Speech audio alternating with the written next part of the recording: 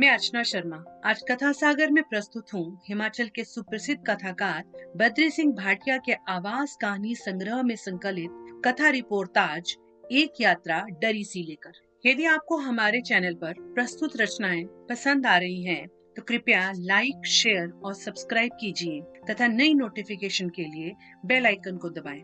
Comment box में अपने comment अवश्य लिखिए। गर्मी का मौसम, रात्रि 10 बजे का समय। बस दिल्ली के अंतर्राज्यीय बस अड्डे से निकली। सवारियां अधिक नहीं थीं। शरीर पसीने से तरबतर। रामनाथ खिड़की की ओर बैठे थे। खिड़की से गर्म हवा भीतर आ रही थी। खुश्की और गर्मी की वजह से भीतर क्लांति महसूस हो रही थी। मन में एक ही आस थी कि रात का समय है, धीरे धीरे ठीक हो जाएगा। चंडीगढ़ तक थोड़ी तकलीफ रहेगी और उसके आगे तो पहाड़ है। कि दिल्ली दाड़ला बस थी। दिल्ली से लगभग 12 किलोमीटर पर बाईपास है। यहाँ से भी कुछ सवारियां चढ़ती हैं। रामनाथ ने अपनी सीट से पीछे नजर दौड़ाई। काफी सीटें खाली थी। दरअसल इस समय उसकी मंशा ये हो रही थी कि कोई उसके साथ न बैठे। कारण यह कि साथ बैठा व्यक्ति एक तो ठीक से नहीं बैठता, ऊँघता जल्दी है और फिर इधर लुढ़क कर दूसरे के कांधे का सहारा ले लेता है। इस गर्मी से पसीना तो आता ही है, साथ में यात्रा बेआराम हो जाती है। आप कितनी बार कहेंगे कि भैया ठीक से बैठो। बस सीधा होता, मगर थोड़ी देर बाद फिर वही स्थिति। और बैठने वाली महिला हुई तो मुसीबत। झट कह देगी, मुझे तो उल्टी आ रही है, खिड़की पर बैठूंगी। और आप रोक नहीं सकते। चुपचाप मन ही मन बड़बड़ाते हुए हटकर उसे जगह दे देंगे। वो बैठ जाएगी मगर उल्टी नहीं करेगी। क्या हुआ, एक दो बार यूं थूक देगी, अपने बैठने को सत्यापित करती हुई। इस बार बाईपास से पहले लगभग घंटे भर का जाम लग गया। रामनाथ को जाम से बड़ी कोफ्त होती है। ये भी कि यदि इस भीड़ में नॉन स्टॉप बसें अधिक हुई या पूरी सवारियों वाली हुई, तो बाईपास में इस साधारण बस में सवारियां अधिक हो जाएंगी। क्योंकि जाम में जो गाड़ी फंसी रह गई और जो निकल गई सो निकल गई। और ऐसा ही हुआ। बाईपास पर कंडक्टर ने दाड़ला, धर्मपुर, कालका, चंडीगढ़, अंबाला के नाम पुकारने आरंभ कर दिए। सवारियों का रेला बस के दरवाजों के भीतर आने लगा। इसी रेले में एक दंपत्ति भी चढ़े। उम्र होगी कोई 25-30 साल। छोटा सा बैग और गोद में एक बच्चा। खिड़की के बाहर विक्रेता ठंडे पानी की बोतलें लहराने लगे थे। जितने में रामनाथ ठंडे पानी की बोतल लेने लगा, एक युवती पिछली सीट वाले से आग्रह करने लगी कि वो अगली यानी रामनाथ वाली सीट पर बैठ जाए और वह सीट उन्हें खाली कर दे ताकि वे दोनों साथ बैठ सकें। कठोर स्वभाव के उस यात्री ने सीट खाली नहीं की। उनके पीछे सीट के इंतजार में खड़े यात्री ने कहा, भैया जी इदा ही बैठ जाओ, गां पछा या सानू बैठन दो। दंपत्ति ने शीघ्र निर्णय लेकर आगे पीछे बैठना मंजूर कर लिया। युवती धम से रामनाथ की बगल में बैठ गई। गर्मी की कलांती से छुटकारा पाने के लिए बोली, खिड़की खोल दो। खिड़की खुली है।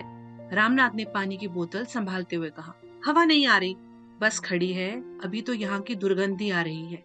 रामनाथ नाले की दुर्गंध से परेशान था। बस की गति पकड़ते ही लड़की ने पूछा, ये बस कहाँ जा रही है? दाड़ला घाट, एक सहज उत्तर। वो कहाँ हुआ? आपने कहाँ जाना है? रामनाथ लड़की के साथ बैठने से खींचा हुआ था, इसलिए उससे संवाद नहीं करना चाहता था। चंडीगढ़। दरअसल हमारी बस बुक थी, वो नहीं आई। हम वैष्णो देवी जा रहे हैं। तो एजेंट ने कहा चंडीगढ़ तक चलो, वहां से पिकअप कर लेंगे।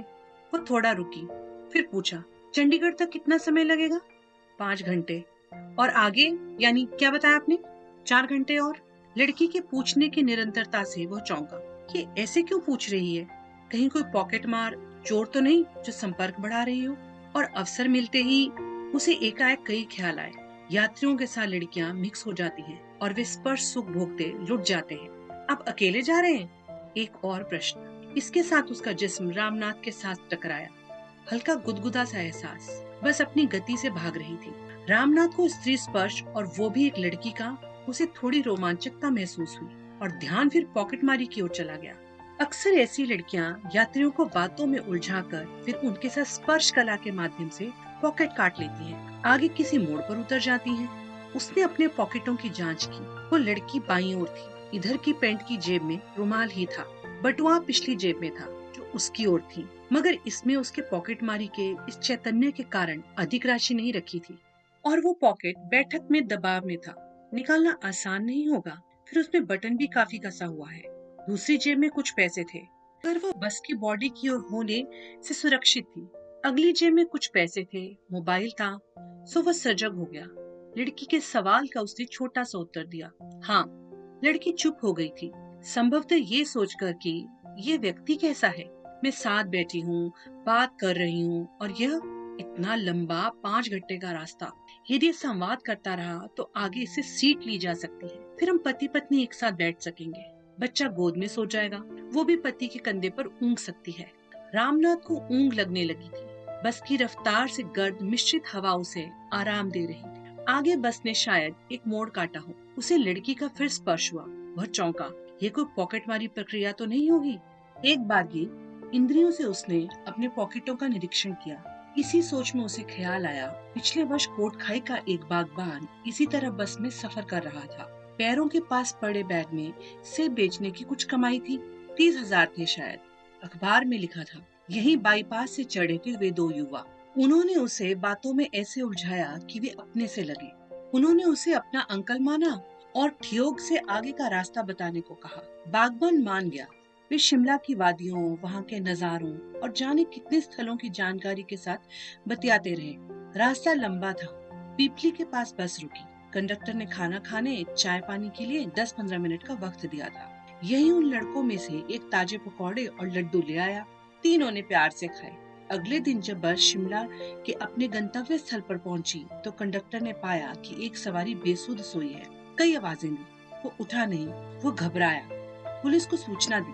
पुलिस उसे अस्पताल ले गई। जब अस्पताल में उसे होश आया तो अपने बारे, अपने सामान के बारे और उन लड़कों के बारे में पूछा, मगर कुछ नहीं।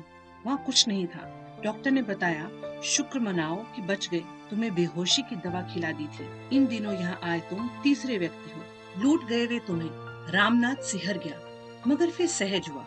नहीं, ऐसी बात नहीं। उसे सजग होना होगा। बस ने आगे एक कस्बे में कुछ सवारियां ली और कुछ उतारी। वो फिर सोचने लगा।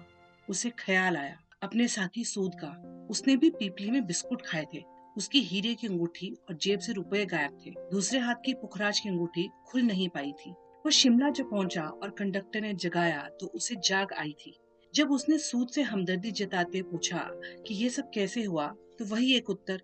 बाईपास से उसके साथ एक युवती बैठी थी। वो उसकी ओर नींद में झुक गई थी। बस फिर उसे कुछ याद नहीं। यहाँ जाने क्यों ऐसा होता है? ये गाड़ियाँ पीपली ही क्यों रुकती है? कहीं ये होटल वाले तो नहीं मिले होंगे? वहाँ पानी भी नहीं मिलता, हैंडपंप खराब रहता है और कैंटीन वाले मना कर देते हैं। आदमी विवशता से खरीद कर पानी लेता है और खाना जेब लुटती नजर आती है। उसे झपकी आ गई थी। वातावरण में हल्की ठंड भी थी। लड़की ने कब खिड़की बंद कर दी पता ही नहीं चला। जब नीलो खेड़ी में कंडक्टर ने आवाज लगाई कि भाई खाना वाना खा लो, बस 10-15 मिनट रुकनी है, तो साथ में हुई हलचल से वह चौंका। लड़की का सिर उसकी ओर लुढ़का था।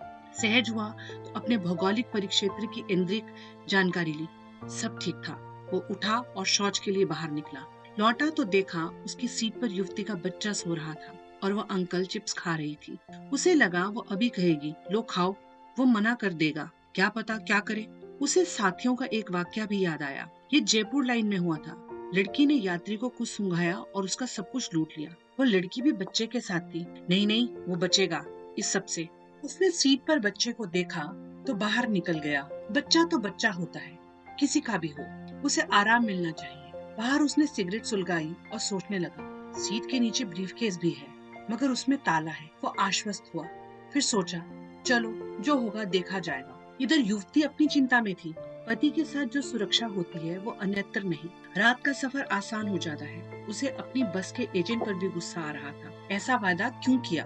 चंडीगढ़ से वैष्णो देवी पता नहीं कितना दूर होगा। वहाँ बस पता नहीं कितने बजे मिलेगी। ये आदमी सीट छोड़ देता तो कितना ठीक था। बस के कंडक्टर ने सीटी दी। रामनाथ ने दरवाजे से चढ़ते हुए सोचा, वो पीछे बैठ जाएगा, उन्हें सीट दे देगा। भीतर का डर भी खत्म होगा और उसे सीट मिल जाएगी। ऊपर चढ़ते हुए उसने एक बार फिर अपना हाथ बटुए और पैसे वाली जेब पर रखा। सब ठीक था। मोबाइल का बोझ भी पॉकेट में ठीक से था। वह आगे बढ़ा। युवती ने बच्चा सीट से उठा लिया था। पीछे 3 वाली सीट पर से एक व्यक्ति उठा और उसके पास बैठ गया। आप पीछे बैठ जाओ। वे पति पत्नी एक साथ बैठ गए थे। बच्चा दोनों की गोद में था। बस चलते समय रामनाथ ने साथ बैठे व्यक्ति को देखा। शरीफ लगा, मगर मन में फिर एक डर उभरा। इसकी मिली भगत ना हो। लड़की कामयाब नहीं हुई तो इसे भेज दिया। सजग तो रहना पड़ेगा। रात का समय, नींद ने कब कब्जा किया पता ही नहीं चला। हाँ, जीरकपुर के पास जब वह आदमी उतरा तो वह चौंका। अरे, इस बार भी खिड़की उस आदमी ने बंद कर दी थी। चंडीगढ़ बस अड्डे पर बस रुकी। सवारियां उतरने लगी। युवती भी अपना सामान उतारने लगी। उसके कंधे पर सोया बच्चा था। पति सामान पकड़ा रहा था। सामान उतार कर युवती ने कंडक्टर से पूछा, वैष्णो देवी की बसें कहाँ मिलेंगी? रामनाथ आश्वस्त हुआ। मन ही मन सोचा, वह खामख्वाह एक अदृश्य से डर में रास्ता काटता रहा। वह युवती पॉकेटमार नहीं, निसंदेह यात्री थी। फिर विचारों को झटका दिया। कुछ लोगों ने आदमियों पर भरोसा करना छुड़वा दिया है। कैसा वक्त आ गया है। तो दोस्तों, इसी के साथ ये रचना यही समाप्त हुई। मिलते हैं जल्दी नई रचना के साथ। धन्यवाद।